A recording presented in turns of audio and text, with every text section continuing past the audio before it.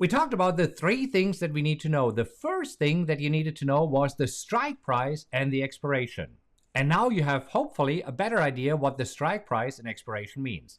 Now let's talk about the second thing that you need to know, which is that there are call options and that there are put options. So a put option means that you have the right to sell a stock at a certain price before the expiration. So let me give you now another example. We just had an example about the call option. Now we talk about a put option. Right here, an example, AAPL put 280 April 17. What does this mean?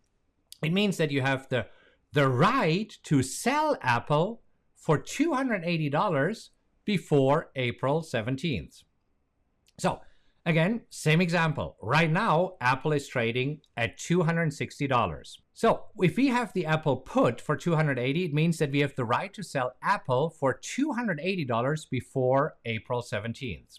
And let me draw this line for you right here. Let me ask you this. How much is this option worth? If Apple is trading right now at $260 and you have the right to sell it at a much, much higher price, if you have the right to sell it at $280, how much is this option worth right now?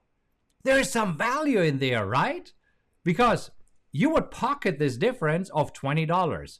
If you right now had a put option that allowed you to sell Apple for $280 and you can then immediately buy it back for $260, you make $20. Making sense? Okay, I see that you're with me, loving it. That's fantastic.